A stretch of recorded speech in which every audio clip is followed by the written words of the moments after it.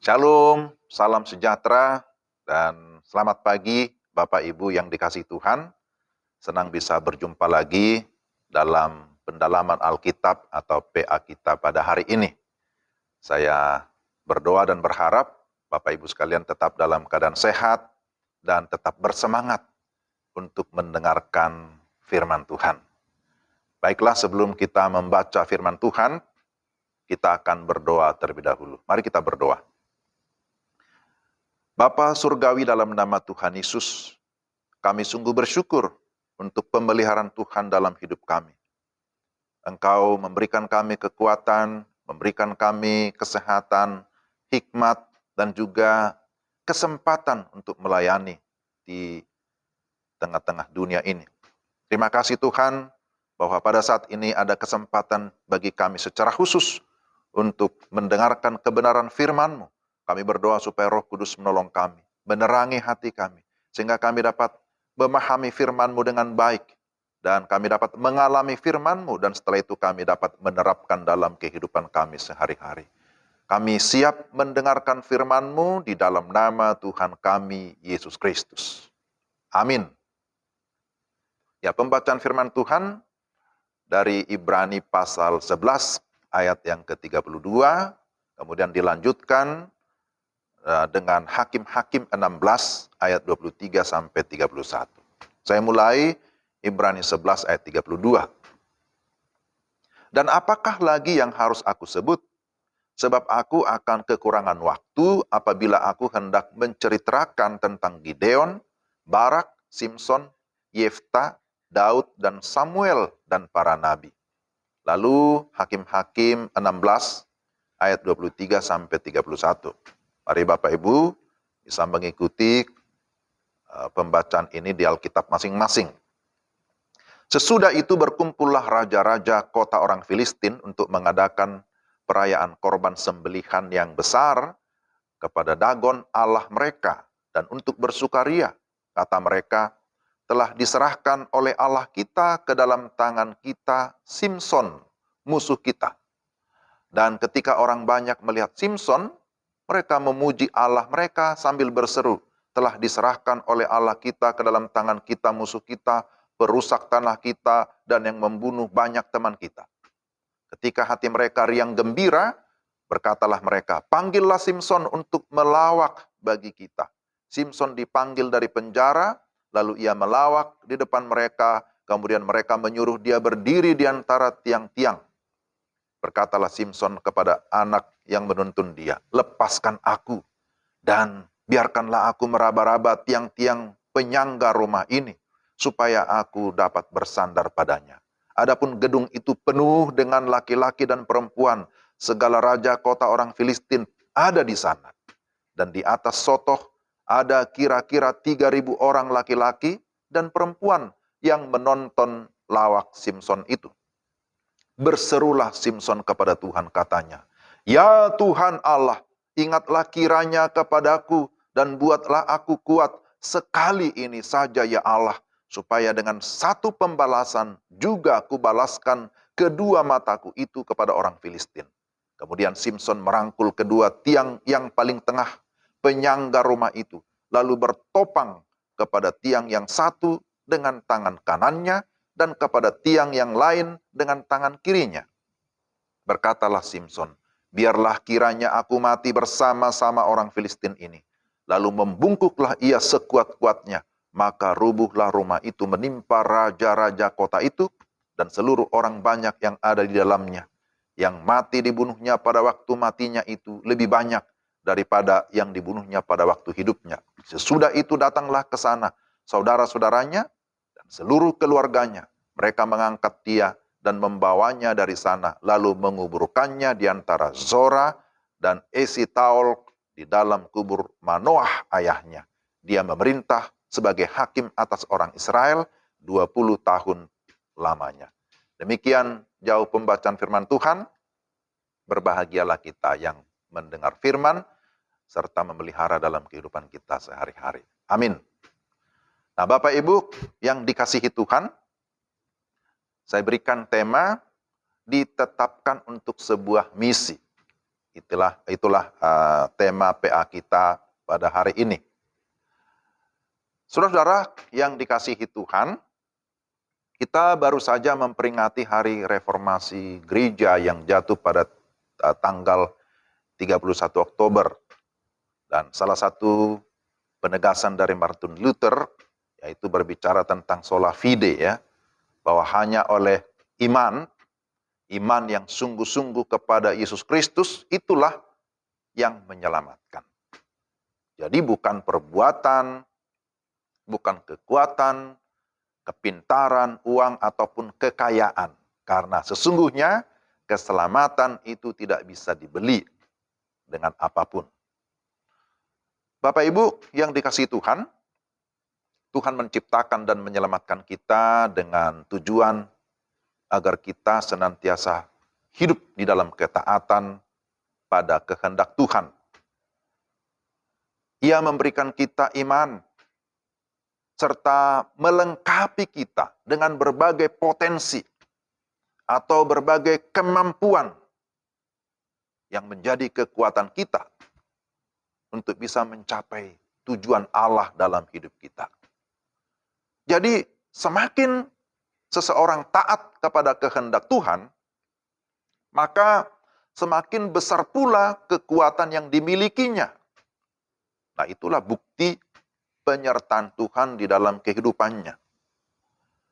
Tetapi Bapak Ibu yang dikasihi Tuhan, banyak orang yang bergeser dari ketaatan kepada kehendak Allah dan kemudian lebih tunduk kepada keinginannya sendiri, sehingga hal yang fatal atau hal yang buruk bisa terjadi pada dirinya, yaitu kehilangan kekuatan dan penyertaan Tuhan. Nah, sebagai sebuah contoh di dalam Alkitab, sebagaimana pembacaan yang sudah kita dengarkan tadi, itu berbicara tentang Simson. Simson dapat menjadi sebuah pelajaran yang berharga bagi kita untuk senantiasa berjaga-jaga terhadap berbagai tawaran dunia dan menundukkan keinginan kita di bawah kehendak Tuhan. Nah, Bapak Ibu, kisah Simson ini memang memperkenalkan kepahlawanan seseorang yang sejak dalam kandungan ibunya telah dikuduskan atau sudah dikhususkan oleh Tuhan dan memiliki kenaziran, menjadi seorang nazir, ya, sebagai sumber kekuatannya. Ya, Simson ini tentu ya sangat fenomenal, ya, sangat karismatis, ya, dan kekuatannya menjadi sangat dikenal, ya, karena kekuatannya, sehingga Simson ini memang ditulis, ya, riwayat hidupnya dicantumkan di tengah-tengah para tokoh-tokoh atau pahlawan-pahlawan iman lainnya. Dan secara khusus kalau berbicara tentang kisah Simson, itu kita bisa temukan di dalam Hakim-Hakim pasal 13 sampai 16. Jadi Bapak Ibu, kita bisa membaca di sana kisah tentang Simson, mulai dari kelahirannya, itu dicatat dalam Hakim-Hakim 13, juga tentang perkawinannya, dan juga ada teka-tekinya. Lalu bagaimana Simson dengan orang-orang Filistin, Simson di kota Gaza, Simson dan Delila. Kita semua pernah mendengarkan cerita itu, ya, di dalam Hakim-Hakim pasal 16. Dan terakhir bagaimana Simson ditangkap dan mati, itu juga di dalam Hakim-Hakim pasal 16, sebagaimana yang tadi kita baca. Jadi Bapak Ibu, Simson tercatat sebagai seorang yang memiliki kekuatan yang luar biasa. Tapi itu karena pemberian Tuhan tentunya. Tetapi sekalipun dia memiliki kekuatan yang luar biasa, dia juga memiliki kelemahan. Kelemahan yang akhirnya menghilangkan panggilan dan urapan Allah dalam hidupnya. Ya, tetapi kita bisa berkata puji Tuhan, ya, karena di akhir hidupnya Simson kembali datang kepada Tuhan dan memohon kekuatan baru dari Tuhan. Sehingga di akhir hidupnya, ya, Tuhan dimuliakan melalui dirinya. Realita pada masa kini menunjukkan bahwa banyak orang percaya yang bahkan sudah melayani dengan berbagai potensi yang telah diberikan Tuhan, namun bisa bergeser dari panggilannya dan bahkan mengalami kejatuhan ke dalam dosa karena terpaut dengan daya tarik dunia ini. Baik itu berkaitan dengan harta, tahta, bahkan juga wanita yang sering disebut dengan 3 ta, ya. Maka memang ini harus berhati-hati. Namun besarnya kasih Allah terbukti dalam kisah ini, dalam kisah tentang Simson, bahwa Tuhan memberikan dia kesempatan kedua. Kesempatan itu juga tentu dimiliki oleh setiap orang yang mengalami kejatuhan dalam dosa, tapi dia mau bangkit kembali. Sehingga bisa dipakai Tuhan untuk menyatakan kemuliaannya. Nah, mari kita perhatikan beberapa hal penting yang akan memberkati kita melalui kisah Simson. Ada 3 hal yang ingin saya sampaikan. Pertama, bahwa Simson ditetapkan untuk misi penyelamatan. Di dalam Hakim-Hakim 13 ayat 5, Simson telah ditetapkan Tuhan sejak dalam kandungan sebagai seorang anak laki-laki yang kepalanya tidak akan terkena pisau cukur. Ia akan menjadi nazir Allah dan dengannya keselamatan akan dikerjakan Tuhan bagi orang Israel dari tangan orang Filistin. Jadi sesuai dengan apa yang Tuhan tetapkan, ya, lahirlah Simson sebagai seorang anak laki-laki dan menjadi bertambah besar secara fisik di dalam pertumbuhannya. Tuhan memberkati dia. Tapi kemudian dikatakan bahwa roh Tuhan senantiasa menggerakkan hatinya untuk melakukan kehendak Allah. Nah, Bapak Ibu, kita bisa lihat itu di dalam Hakim-Hakim 13, ya, ayat 24 sampai 25.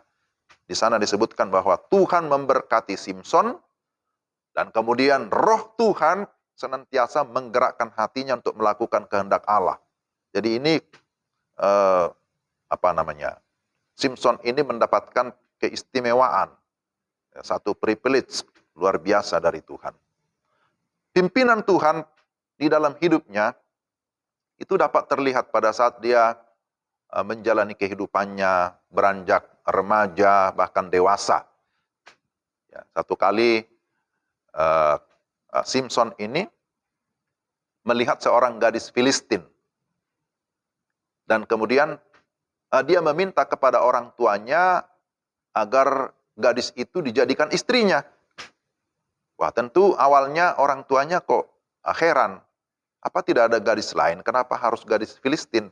Orang tuanya sempat salah paham tentunya. Ya, karena bagi orang tuanya ini orang Filistin kan bukan orang yang percaya kepada Tuhan. Orang Filistin itu adalah orang yang menyembah kepada dewa-dewa. Mereka adalah orang-orang kafir, ya. Tetapi Alkitab mencatat bahwa pada bagian tersebut ternyata hal itu atau permintaan daripada Simson itu dari Tuhan asalnya. Bahwa Tuhan merencanakan demikian agar Simson dapat masuk di antara orang Filistin untuk kemudian dapat mengalahkan mereka.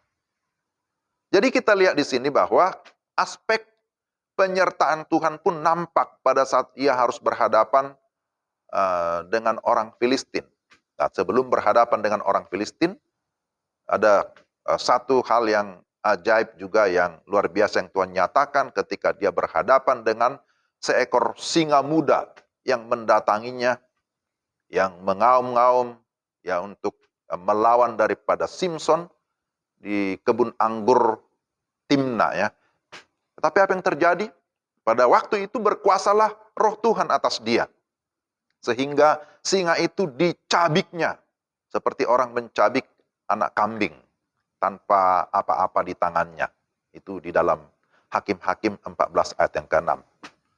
Nah, saudara, Bapak Ibu yang dikasihi Tuhan, nah hal ini merupakan bukti kekuatan yang Tuhan berikan kepada Simson.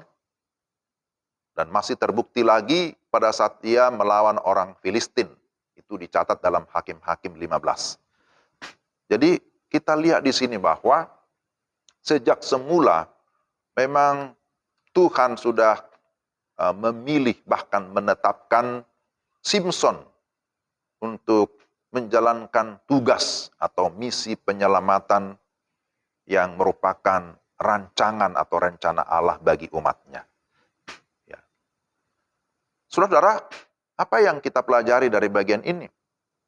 Bahwa sebagaimana Simson, keberadaan kita di dunia ini bukan terjadi secara kebetulan, bukan karena kebetulan.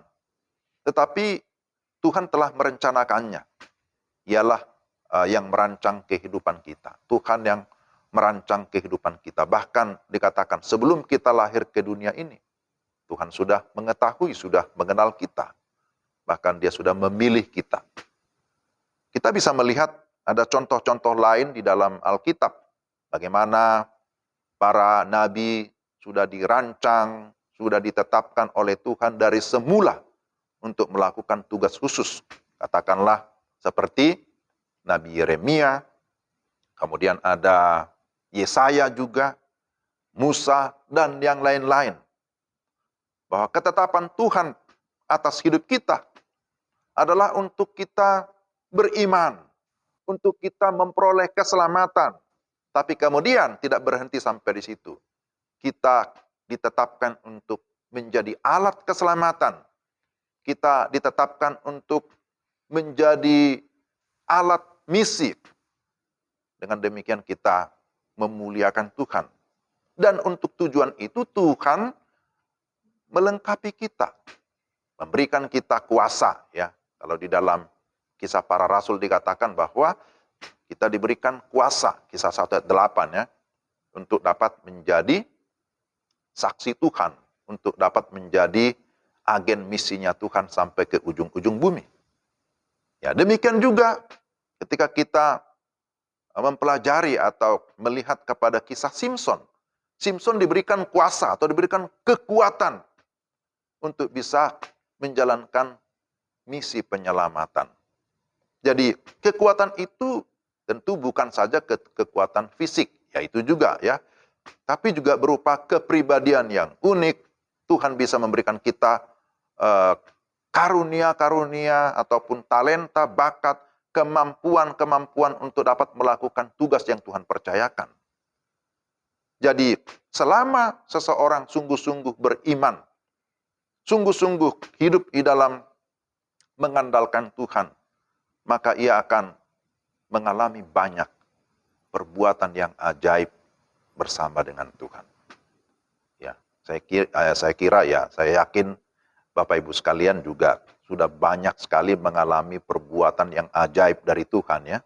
Amin ya. Bahwa Tuhan itu mengerjakan sesuatu bahkan lebih daripada apa yang bisa kita pikirkan dan doakan. Namun apa yang terjadi jika seseorang tidak sungguh-sungguh beriman, tidak sungguh-sungguh hidup di dalam Tuhan, tidak sungguh-sungguh mengandalkan Tuhan? Apa yang terjadi? Ia pun bisa kehilangan penyertaan Tuhan di dalam hidupnya. Kehilangan pimpinan Tuhan. Sehingga dia akan kehilangan arah. Nah, karena itu saudara, mari kita memperhatikan bagian ini. Bahwa Tuhan sudah menetapkan Bapak, Ibu, dan saya, kita semua. Bukan saja untuk diselamatkan, tapi untuk menjadi alat keselamatan. Ditetapkan untuk misi penyelamatan seperti Simson. Nah, itu hal yang pertama. Tapi yang kedua kita belajar dari kisah Simson bahwa ada tantangan ataupun ujian iman, ada ujian dalam pelayanan misi. Di tengah kuatnya pimpinan dan penyertaan Tuhan bagi Simson, wah, ia mengalami sebuah kegagalan yang berakibat fatal bagi kehidupannya. Simson menghadapi ujian iman. Di dalam Hakim-Hakim 16 ayat 1 dan 4, ini membukakan sisi lemah yang dimiliki Simson. Apa yang terjadi? Di sana disebutkan bahwa Simson menghampiri seorang perempuan sundal. Wah, ini tentu menjijikkan bagi Tuhan. Tapi kemudian dilanjutkan lagi bahwa ia jatuh cinta pada seorang perempuan sorek yang bernama Delila. Bahkan kisah tentang Simson dan Delila itu dicatat dalam Hakim-Hakim 16 ya, mulai dari ayat 4, menunjukkan betapa lemahnya ia berada di sisi seorang wanita, sehingga sangat mudah dirayu dan dikendalikan olehnya. Jadi ini perlu waspada ya, tentu bukan hanya Simson, bukan hanya laki-laki, ya sebaliknya juga, kaum perempuan juga, ya, banyak juga yang tergoda, bahkan banyak menggoda ya. Simson telah berusaha untuk tidak menyebutkan letak kekuatannya kepada Delila. Tetapi akhirnya ia tidak tahan hati. Ya. Bahkan dikatakan seperti mau mati rasanya. Wah, rupanya begitu ya. Ternyata Delila adalah seorang wanita yang jahat, yang tidak sungguh-sungguh mencintai Simson. Dia hanya mau mendekati Simson dengan motif yang negatif. Motifnya apa? Supaya dia bisa mendapatkan uang yang banyak. Jadi hati-hati ini ya. Simson telah menempatkan keinginan seorang wanita di atas keinginan atau kehendak Tuhan bagi dirinya. Dan ini tentu sesuatu yang sangat fatal. Simson menjadi gagal fokus ya di dalam pelayanan. Dia tidak fokus lagi kepada pelayanan, tidak lagi fokus kepada Tuhan, tidak lagi mengandalkan Tuhan. Dan akibatnya apa? Di dalam Hakim-Hakim 16, di sana dicatat beberapa hal yang menimpa dirinya. Dalam ayat 19, ya Hakim-Hakim 16 ayat 19, disebutkan di sana bahwa Simson ditundukkan oleh perempuan itu sebab kekuatannya telah lenyap daripadanya. Lalu dalam ayat 20, disebutkan di sana, Tuhan meninggalkan dia. Wah, ini sangat fatal. Tuhan meninggalkan dia. Lalu dalam ayat 21, orang Filistin menangkapnya, mencungkil kedua matanya, dan membawanya ke Gaza, dibelenggu dengan 2 rantai tembaga, dan kemudian dipekerjakan dalam penjara. Apa pekerjaannya? Menggiling dikatakan dalam ayat 21. Ini sesuatu yang sangat menyedihkan ya. Lalu ia menjadi batu sandungan bagi bangsa-bangsa untuk menyembah Tuhan. Di dalam ayat 23 sampai 24 disebutkan di sana, ia disebut sebagai musuh. Dia disebut sebagai perusak tanah mereka dan sebagai pembunuh. Dengan kata lain, kehidupannya yang tadinya menjadi berkat, sekarang menjadi batu sandungan. Ini kenapa? Karena dia tidak lagi ya mengandalkan Tuhan, tidak fokus kepada Tuhan, tidak fokus pada pelayanan, tapi dia tergoda, ya, terseret oleh keinginan daging, keinginan mata, bahkan keangkuhan hidup yang berasal dari dunia ini. Jadi, saudara-saudara, poin ini ya tentu sangat penting ya menjadi perhatian bagi kita. Bahwa Tuhan telah merancang dan menetapkan kita untuk melakukan tugas khusus bagi kemuliaannya. Inilah tanggung jawab tertinggi kita sebagai umat ciptaannya.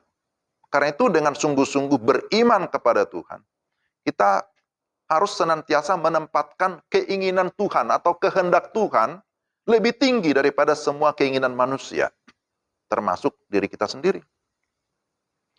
Sebab akibatnya sangat fatal ketika seseorang akhirnya tunduk pada kelemahannya dan jatuh ke dalam dosa.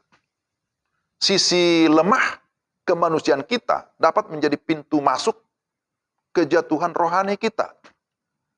Maka sekali lagi, hati-hatilah dengan keinginan mata, keinginan daging, dan keangkuhan hidup yang memang itu berasal dari dunia yang senantiasa ingin menjatuhkan kita. Yang namanya keinginan mata, keinginan daging, dan keangkuhan hidup, itu bukan hal yang baru, tapi pola itu sudah dilakukan oleh si iblis sejak dari kejadian ya. Bagaimana iblis yang mencobai Adam dan Hawa. Juga dengan 3 hal ini. Keinginan mata, keinginan daging, dan keangkuhan hidup. Itu juga yang dilakukan oleh iblis ketika iblis mencobai Yesus. Juga berkaitan dengan keinginan mata, keinginan daging, keangkuhan hidup. Itu juga yang dicatat oleh Yohanes dalam 1 Yohanes 2 ayat 16. Hati-hati. Dan sampai sekarang kita perlu waspada. Tidak ada seorang pun yang sudah kebal terhadap yang namanya ya dosa ya. Tidak ada kita yang kebal. Maka kita terus harus membentengi diri kita dengan firman Tuhan. Dengan meminta pertolongan ataupun pimpinan dari Roh Kudus. Sehingga kita tidak mudah terperangkap ke dalam dosa.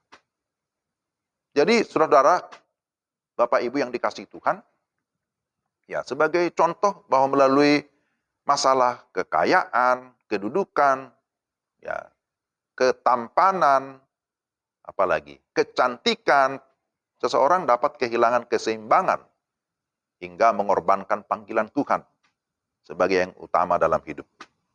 Ya.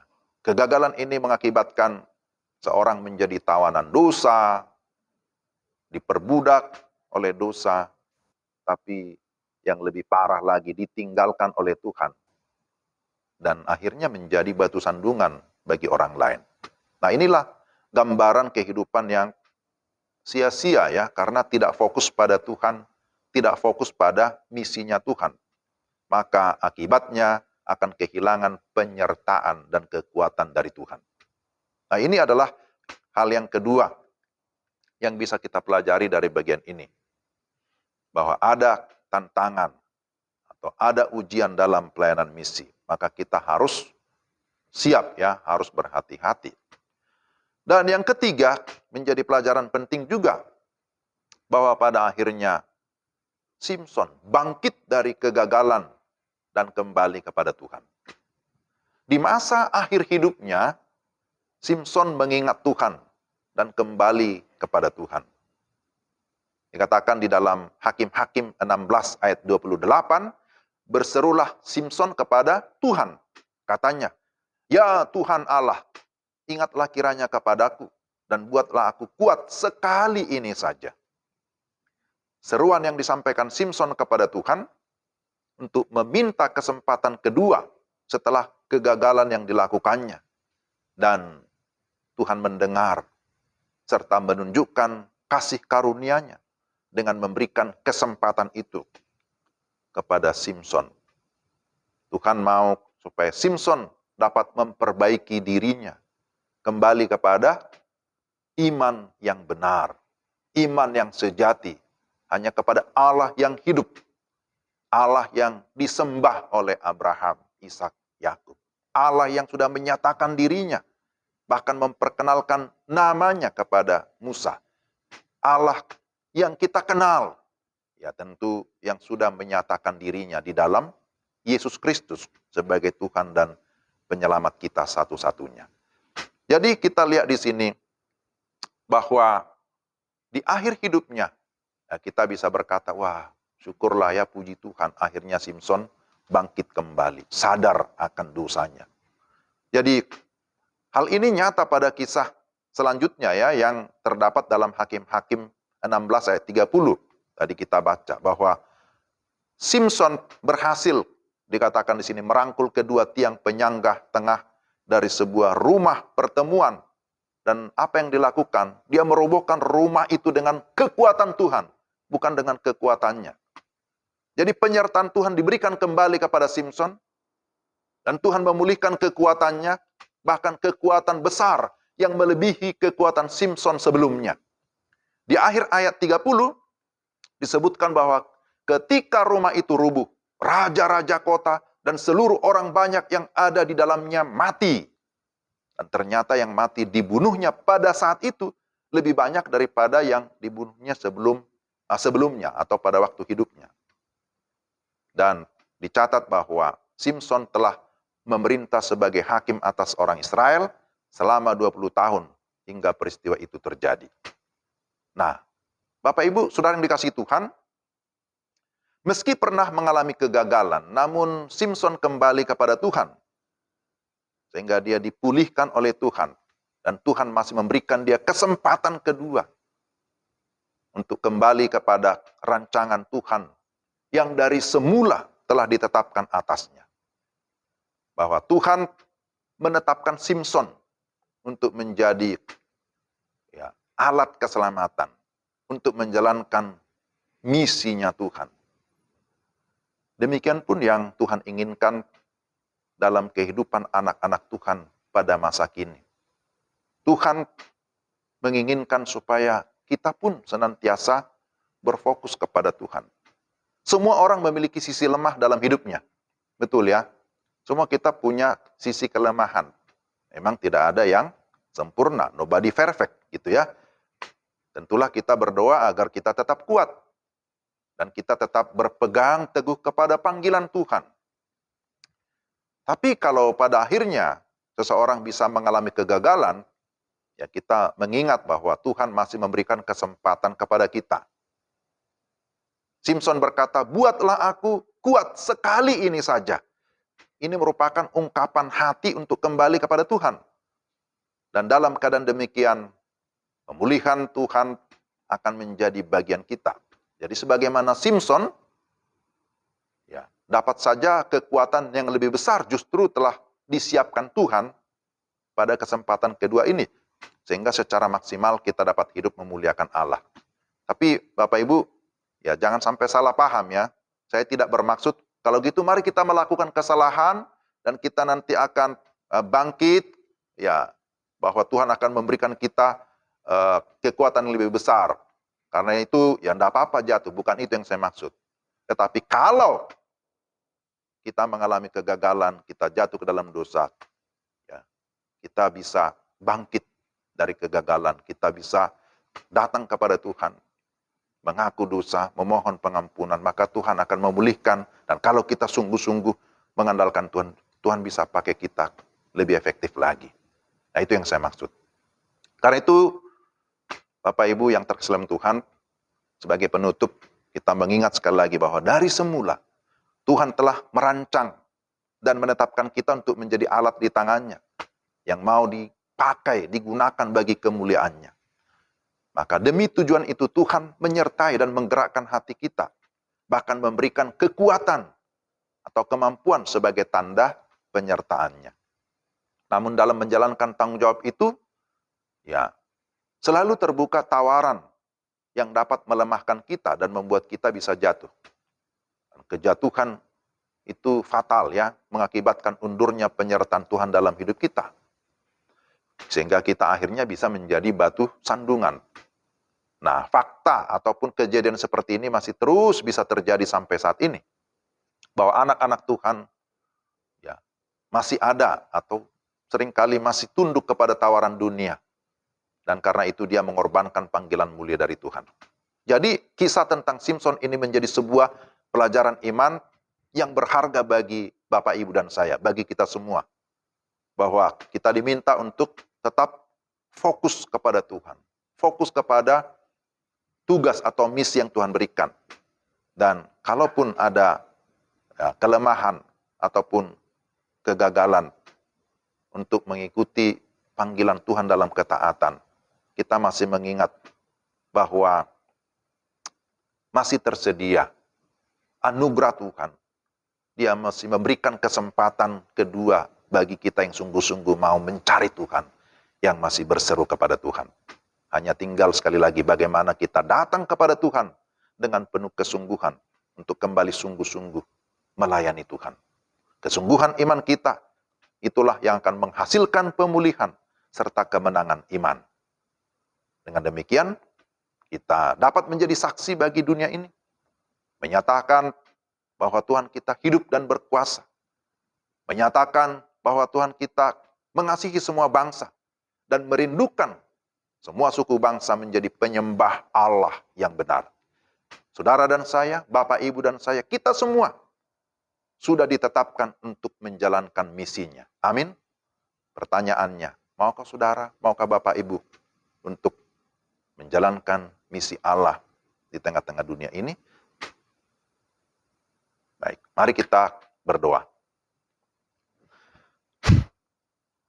Bapa di surga, dalam nama Tuhan Yesus, terima kasih Tuhan untuk firman Tuhan yang kami sudah dengarkan.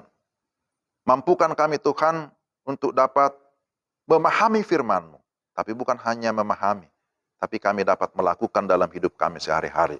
Bahwa Tuhan sudah memilih dan menetapkan kami, bukan saja untuk diselamatkan, tapi menjadi alat keselamatan. Tuhan sudah menetapkan kami untuk menjalankan misi Tuhan di tengah-tengah dunia ini. Dan kami bersyukur untuk kepercayaan Tuhan. Bahwa ada banyak tawaran, godaan, ada ujian, tapi kami percaya ketika kami tetap di dalam Tuhan, Tuhan akan memberikan kami kemampuan. Bapa di surga, saat ini berdoa menyerahkan semua pengurus PA Del ini, supaya Tuhan memimpin, baik itu ketua, sekretaris, bendahara, dan semua bidang-bidang, supaya Tuhan memberikan semangat dan kesatuan untuk terus melayani Tuhan dengan berkobar-kobar, dengan semangat yang bernyala-nyala. Kami berdoa untuk semua program pelayanan, baik itu berkaitan dengan persekutuan, berkaitan dengan misi dan diakonia, supaya dapat berjalan dengan baik dan menjadi berkat bagi banyak orang di tengah-tengah dunia ini. Kami berdoa untuk semua anggota PADEL di tengah-tengah masa pandemi agar tetap sehat dan semangat mendengarkan firman Tuhan dan juga melakukan kebenaran firman Tuhan. Tuhan memberikan kekuatan, Tuhan memberikan hikmat kepada semua anggota PA ini agar tetap hidup seturut kehendak Tuhan. Kami juga berdoa untuk pembina PADEL, Ibu Devi, supaya Tuhan memberikan hamba-Mu kekuatan, memberikan kesehatan, memberikan semangat untuk terus bermisi dan menjadi berkat bagi banyak orang. Berdoa juga untuk Pak Luhut dalam segenap tugasnya sebagai Menko, Tuhan memberikan kekuatan dan hikmat. Tuhan juga memberkati semua anak-anak, menantu dan cucu-cucu. Diberkati oleh Tuhan di dalam rumah tangga, di dalam pekerjaan. Bahkan dimanapun mereka berada, kehidupan mereka dapat menjadi berkat bagi banyak orang. Kami berdoa juga untuk bangsa dan negara Indonesia, supaya tetap aman dan bersatu. Tuhan menolong pemerintah untuk terus mengusahakan kemajuan bangsa ini di berbagai sektor kehidupan, baik itu pendidikan, baik itu juga untuk perdagangan, perindustrian, perekonomian, pariwisata, kebudayaan, dan lain sebagainya. Kami merindukan supaya Indonesia boleh mengalami kemajuan. Kami juga berdoa ya Tuhan untuk pemberitaan Injil. Tuhan menolong para penginjil, para misionaris yang ada di berbagai suku di garis depan, supaya tetap setia memberitakan Injil, supaya firman-Mu boleh digenapi setiap suku, kaum, bangsa, dan bahasa dapat mendengarkan Injil Kerajaan Allah, Injil yang menyelamatkan di dalam Yesus Kristus. Terima kasih Tuhan untuk kesempatan ini. Inilah doa kami yang kami naikkan kepadamu di dalam nama Yesus yang sudah mengajar murid-muridnya berdoa bersama-sama. Bapa kami yang di surga, dikuduskanlah namamu, datanglah kerajaan-Mu, jadilah kehendak-Mu di bumi seperti di surga. Berikanlah kami pada hari ini makanan kami yang secukupnya, dan ampunilah kami akan kesalahan kami, seperti kami juga mengampuni orang yang bersalah kepada kami. Dan jangan membawa kami ke dalam pencobaan, tapi lepaskanlah kami daripada yang jahat. Karena Engkau yang punya kerajaan dan kuasa dan kemuliaan sampai selama-lamanya. Amin. Arahkanlah hatimu kepada Tuhan, terimalah berkat-Nya. Kasih karunia dari Tuhan Yesus Kristus, kasih Allah Bapa yang kekal, serta persekutuan, kekuatan, pertolongan dari Allah Roh Kudus, terus menyertai dan memberkati kita sekalian dari saat ini sampai selama-lamanya. Amin. Amin. Demikianlah PA kita pada hari ini. Tuhan memberkati Bapak Ibu sekalian, dan selamat beraktivitas, tetap mengikuti protokol kesehatan. Sampai jumpa, Tuhan berkati. Shalom. Horas, menjua-jua, menjua-jua.